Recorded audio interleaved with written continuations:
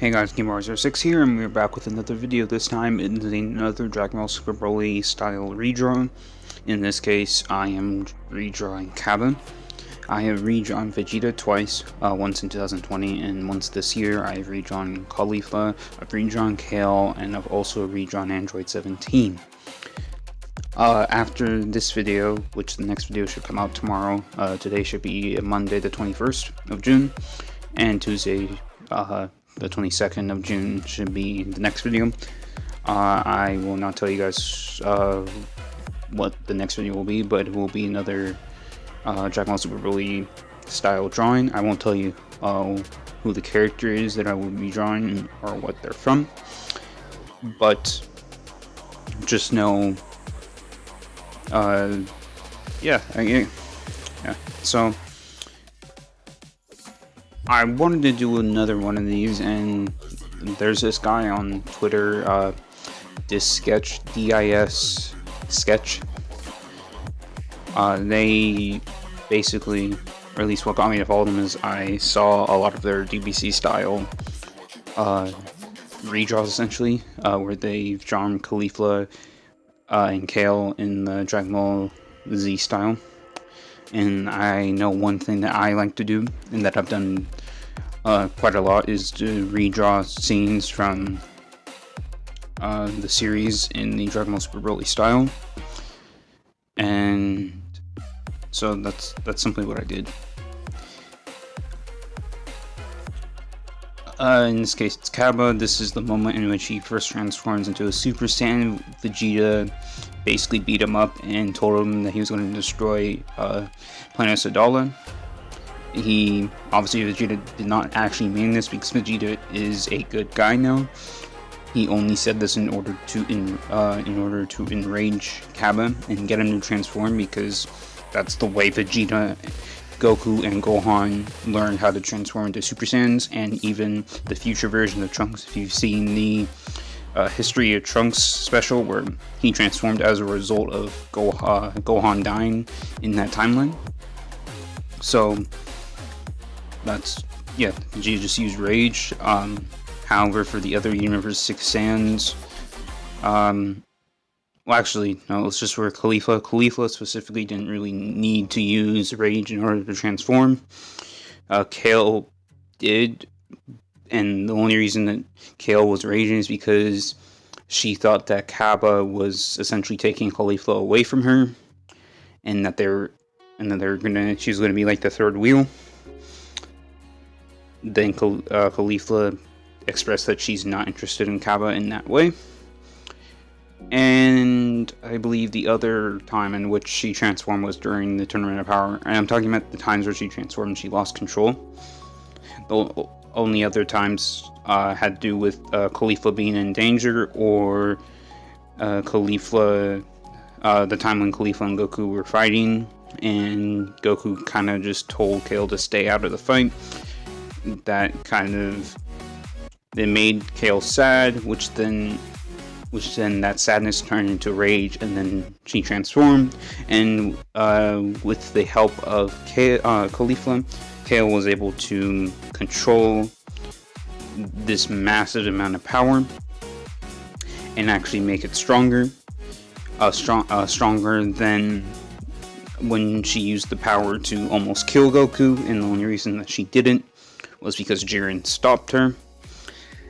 Honestly, I don't really know how the tournament would have gone had Kale been actually killed Goku and got disqualified, because obviously Goku was not doing anything. Even when he used a Kamehameha at almost point blank range, Kale was just, to her brute strength, it didn't matter, and she was literally crushing him with a single hand. So if Jiren hadn't done anything, then likelihood is Kale would have killed Goku at that point, and she would have been disqualified. And then Goku and Caulifla would have been fighting, and the only way in which Caulifla probably have any chances if she just unlocked Super Saiyan God or Super Saiyan Blue during the fight in order to even things out. Because even though Goku was fatigued, he was still taking on a more powerful Kale than the one that almost killed him, and Caulifla at the same time, and then they fused as Goku basically knocked them out of the ring. But when they fused and became Kefla, then Goku had to use Ultra Instinct in order to win, which just goes to show how strong the Universe 6 Saiyans are, especially given that Vegeta and Cabba during the Universe 6 and Universe 7 tournament, the both of them were equal to one another, because Vegeta said in their natural states that they were equal, and this is after Vegeta and Goku achieved Super Saiyan Blue, which mean, and if a similar thing happened to Vegeta, that means whenever he achieves Super Saiyan God, that that God Ki has just made himself naturally stronger, like what Beerus explained with Goku. And if that is the case, then that just goes, that just goes to show how strong the Universe 6 Saiyans are and what their potential is. And given what's happened in Universe 6 in terms of Cabba's explanation, Cabba hasn't had to deal with anything close to what's gone on. Then again, Cabba didn't explain the entire history of his life, so for all we know, Cabba there could have been a threat bigger than Frost that he had to deal with, similar to how Goku had to transform into a Super Saiyan to be Frieza. But we'll never know unless the Dragon Ball Super anime comes back and they explain anything about Universe 6.